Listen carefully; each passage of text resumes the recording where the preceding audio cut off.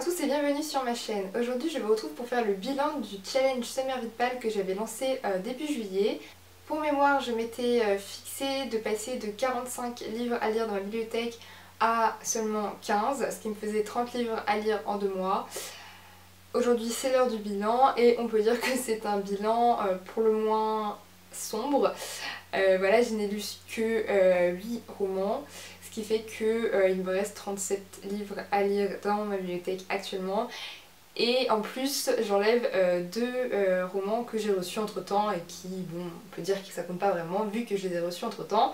On peut dire que c'est un échec, hein, clairement, mais pour ma défense, j'ai eu en juillet un emploi du temps assez chargé vu que je travaillais.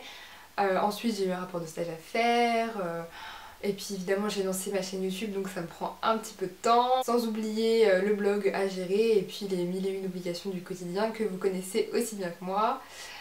Je tenais tout de même à remercier les personnes qui ont participé au challenge sur le groupe Facebook que j'avais créé. Ça m'a fait très plaisir de voir que ce challenge vous plaisait.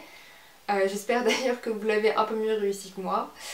Et tout de suite passons au récapitulatif de mes lectures de juillet. Dans un premier temps, j'ai lu Entre mes mains le bonheur se faufile de Agnès Martin-Lugan, qui fut une excellente lecture, vraiment. C'est une auteure dont j'ai lu tous les livres maintenant et qui à chaque roman a su me séduire. Vraiment, elle a une plume très agréable à lire et ce fut une romance tout à fait comme je les aime.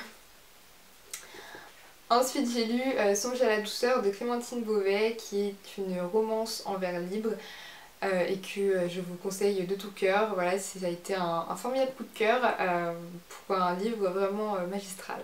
Ensuite j'ai lu le tome 1 du 4 Jack Spark de Victor Dixon. Ça a été une bonne lecture, voilà, je pense que c'est un premier tome très prometteur et je lirai la suite avec plaisir. Puis j'ai lu Tara Duncan, le tome 13, Tara et Cal de Sophie Audouin-Mamie-Cognan.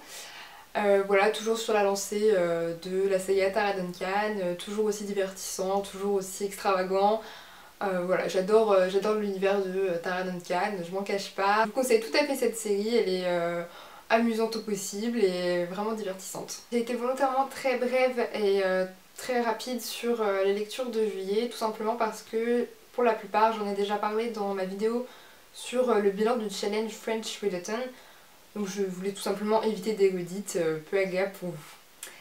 Alors, les lectures de août maintenant. Donc tout d'abord, j'ai lu Rendez-vous avec ma star de Alexandra Lannoy, qui est une romance auto-éditée. J'avoue que j'ai toujours un petit peu peur avec l'auto-édition, tout simplement parce qu'on peut tomber sur de très bonnes choses comme de très mauvaises.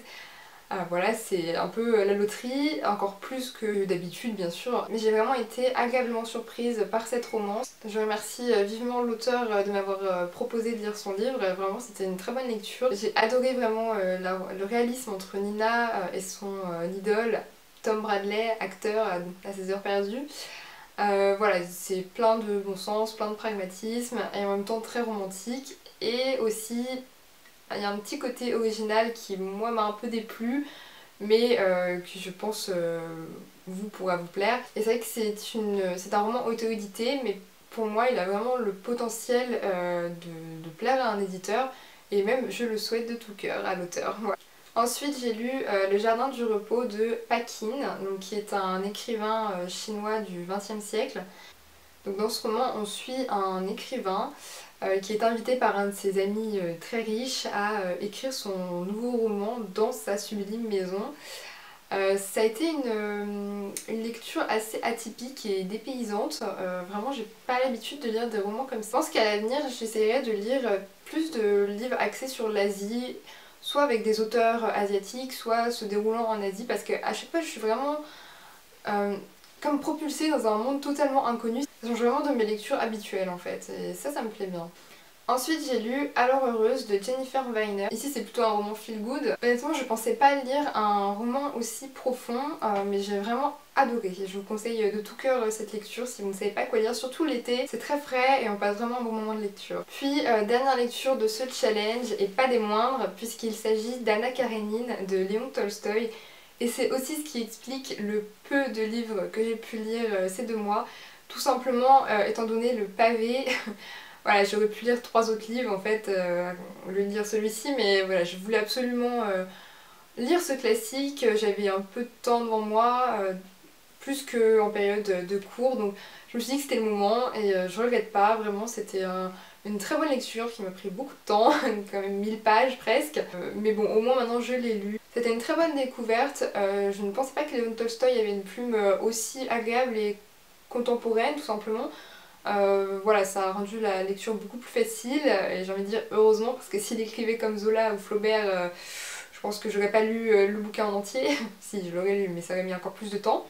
Et apparemment il y a eu une ou plusieurs adaptations cinématographiques de ce roman, donc j'aurais voulu savoir dans les commentaires si vous en aviez vu et lesquelles tout simplement vous me conseillez. Et voilà, c'est fini pour les lectures du challenge. Je suis volontairement passée assez vite sur le résumé de chacun des romans et sur mon avis en fait, tout simplement pour que la vidéo ne dure pas 30 minutes.